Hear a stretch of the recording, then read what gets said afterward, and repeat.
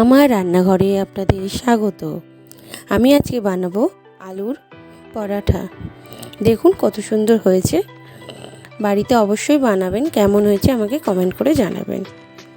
নিয়েছি এখানে 300 গ্রাম আটা আর নুন একটু জল দিয়ে মেখে রাখবো।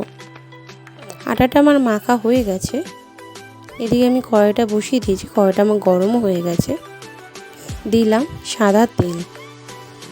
দেওয়ার পরে আমি দিলাম এখানে 2টো পেঁয়াজ কুচি, দিলাম 6টা কাঁচা লঙ্কা কুচিয়ে, 1 চামচ রসুন বাটা, আর দেব 1 চামচ আদা বাটা, 1 চামচ জিরে গুঁড়ো, আর দিলাম 1 চামচ গরম মশলার গুঁড়ো দিয়ে ভালো করে মিক্স করব। দিলাম 1 চামচ হলুদের গুঁড়ো, আর দেব 1 চামচ লঙ্কার গুঁড়ো, দিয়ে দিলাম ধনেপাতা কুচি, দিয়ে ভালো করে মিক্স করব। আলুটা আমি সেদ্ধ করে রেখে দিয়েছিলাম, সেদ্ধ আলুটা আমি ওর মধ্যে দিয়ে দিলাম।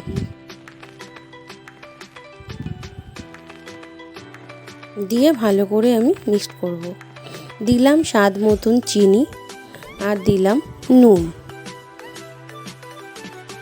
দিয়ে ভালো করে মিক্সড করে রেখে দেবো। দেখুন আমার পুর রেডি হয়ে গেছে। এখানে আমি আটাটা দেখুন মাখিয়ে গোল গোল করে রেখে দিয়েছি। আমার পুরটা এখানে রেডি হয়ে গেছে, আমি তুলে নিয়েছি। দেখুন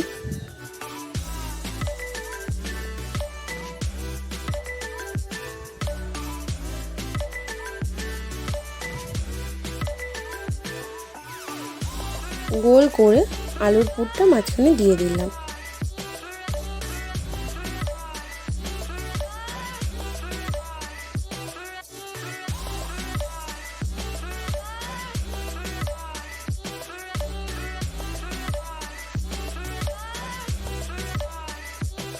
দেখুন এরকমভাবে আমি সবগুলো ভরে নিলাম পুর দিয়ে।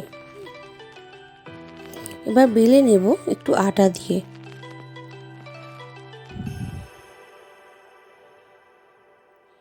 পরোটাটা বেশি মোটাও হবে না, বেশি পাতলাও হবে না।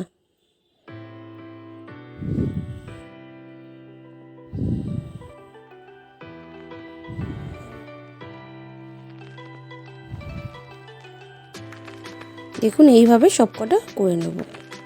এদিকে আমি তাওয়া বসিয়ে দিয়েছি, দিয়ে একটা একটা করে দিয়ে ভেজে নেব। দিয়ে দিলাম সাদা তেল। সাদা তেল দিয়ে সবকটা ভেজে নেব।